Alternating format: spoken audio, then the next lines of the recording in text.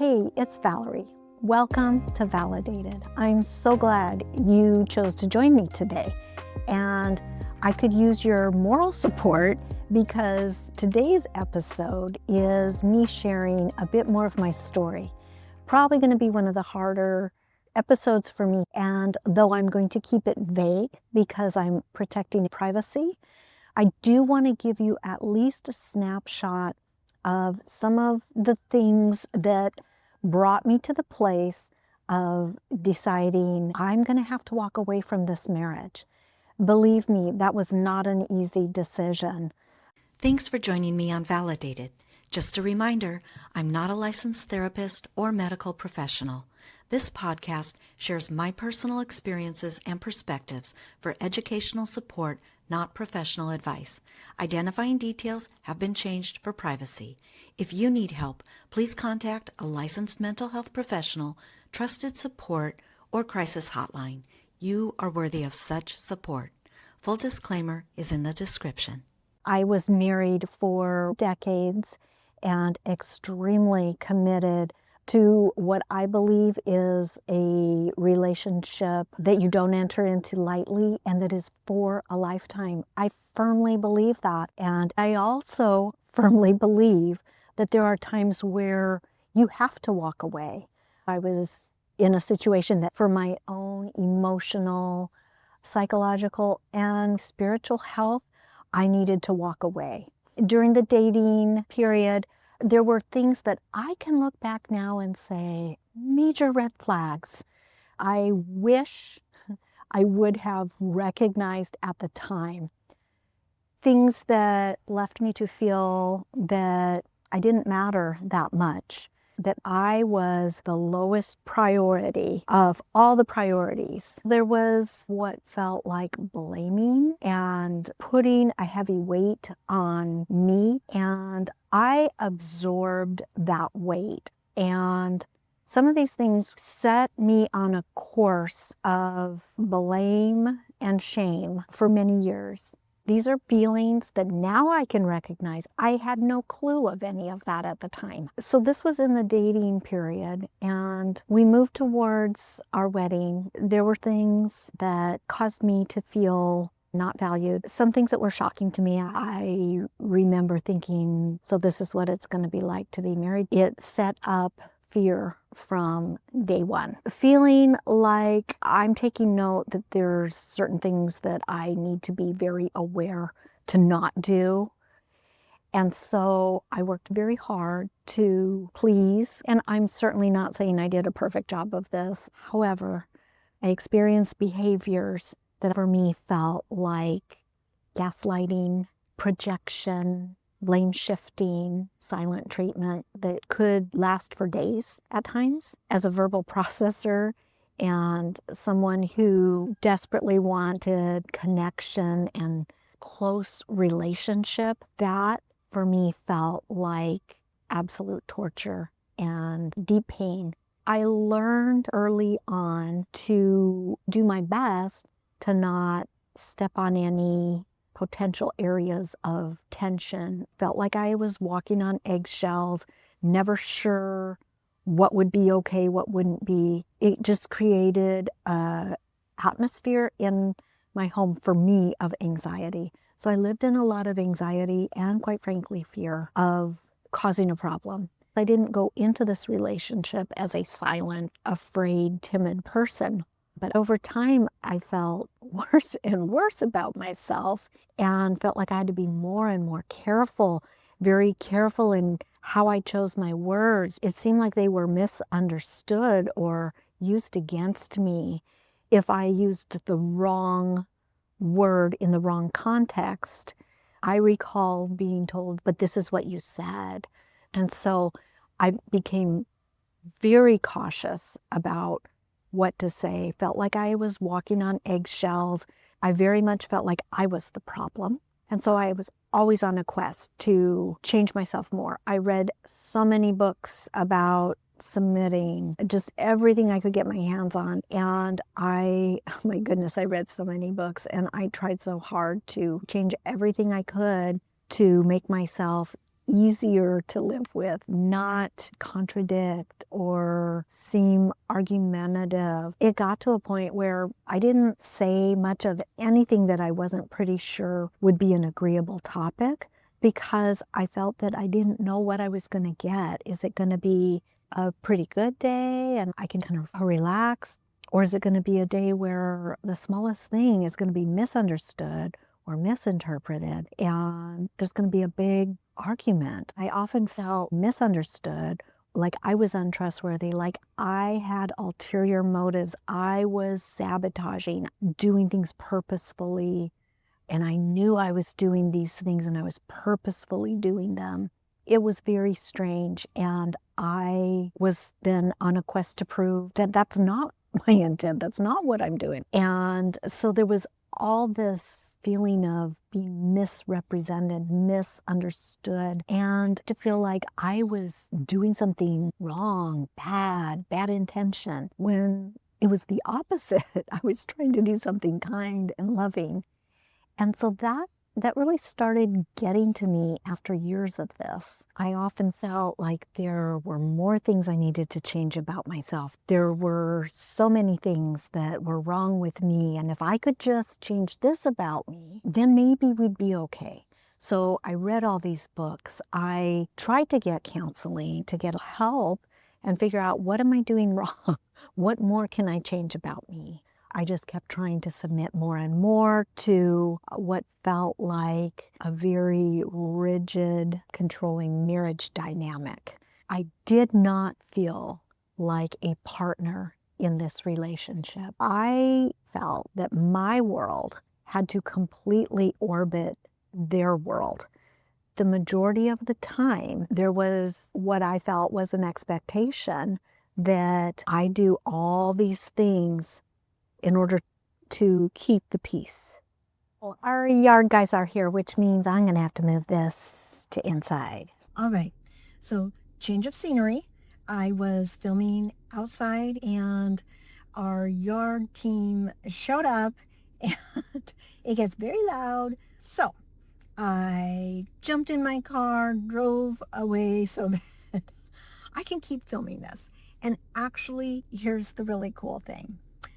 I don't know about you, but in the most difficult season of my life, my car, now it was a different car at the time, mind you, but my car, it provided this quiet, safe place that I could go and I could drive away and maybe just go for a drive in the country. I would find that I could just go to a park and sit in my car or go for a walk. It just gave me this feeling of safety, of peace and quiet in the midst of my storm. And so I thought it'd be cool to do at least a portion of this video about my story and my experiences from the safety of my car. Okay, back to my story. The majority of my married life, I was involved in ministry.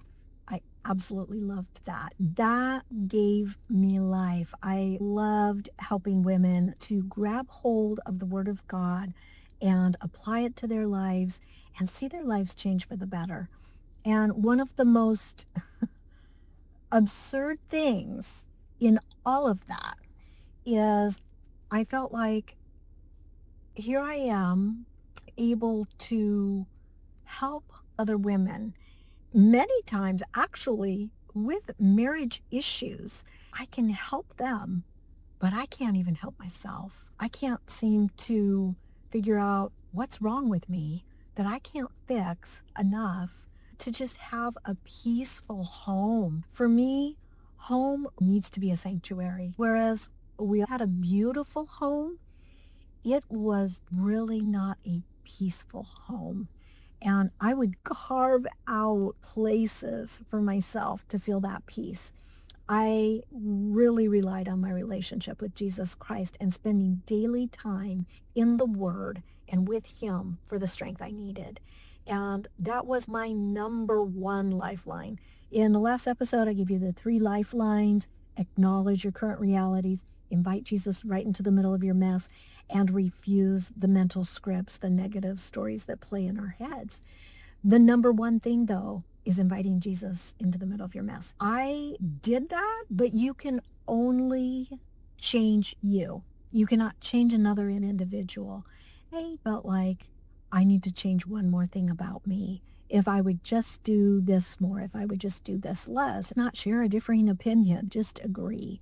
I came to a place where I felt like what is wanted is not me. It's like a pretend me. And I did that for a long time. And there came a point where you start just getting smaller and smaller and smaller. I felt that I needed to just fly under the radar, so to speak, to avoid problems. This went on for many, many years. I think for me, I was so committed, and the word divorce was not in my vocabulary. And whereas I think that's a great place to be when you are in a relationship that feels very one-sided, you begin to come to a place where you feel like, do I matter in this equation at all? Am I valued and important? Does my opinion matter?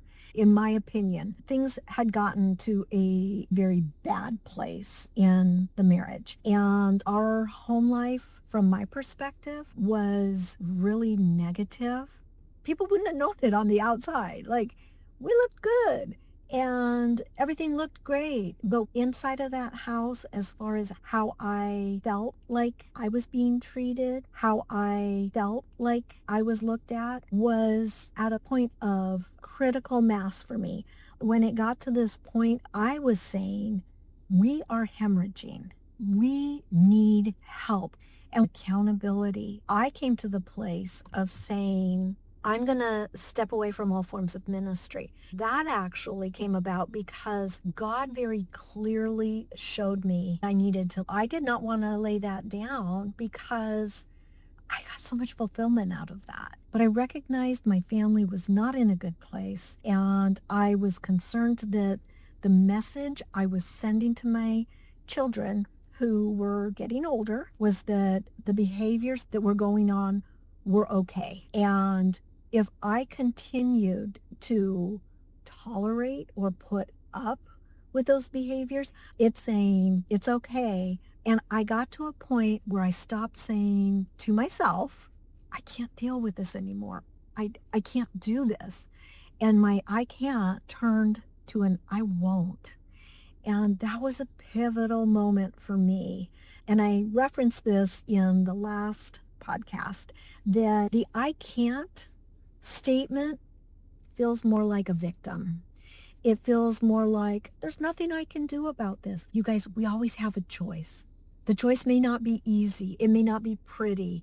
And it may be a long, tough road, but we always have choices. This is the beginning of me moving from a victimized mentality to starting to believe I do have choice. I am just as valuable and important in this relationship. And I'm going to trust that God's going to direct me. I believe He is giving me my voice back, and He is causing me to move from I can't to I won't. I started saying, I won't tolerate being treated like this. I didn't say this to this individual. I said it to me, to my face in a mirror. And I just started exercising a little micro boundary within my own self of, I won't allow myself to be treated this way. And I started making a plan. If I am talked to this way, if I felt berated, mocked, scolded like a child, I will say, I'm not going to stay in this. This is not dialoguing. This is not communication. This is unhealthy, and I choose to not participate in this. So I'm going to leave the room, or so I'm going to get in my car and I'm going to go for a drive. If we can talk about this at a later time as two adults and both sides can be heard, then we can re-engage on this conversation. So I started doing little things like that. Now, what I do want you to hear me say is you need to use your own wisdom and instincts in the relationship you're involved in. I would say if your safety is in question, then you don't have that conversation with that person. You set your boundaries within yourself, and if you need to leave for safety's sake, then you leave. So God was calling me to lay down these forms of ministry, to put focus on what was going on in my home. And when I did that, it removed all the things that were keeping me very busy and very distracted from what was going on right in front of me. There was no more ability to pour myself into this project over here, or I've got to get ready for this event. It forced me to really come to terms with my reality and come out of pretending it wasn't as bad as it really was. And that was terrifying. I had to come to the place of saying, this is my story. I don't like it. I don't want this to be my story. This is not at all what I dreamed of when I got married. I never imagined that I would end up divorced. I just asked God to start really peeling back the curtain and letting me see what I needed to see so that I could start making steps to move forward, whatever that looked like. All right, I hope you have a great day, and I will see you right back here in my car. Can't wait to spend time with you again. Be sure to join me for part 2 of my personal story, Validated, Journey from Silence to Strength. And if you haven't subscribed, be sure to do that now so you never miss an episode. Part 2 will be dropping soon.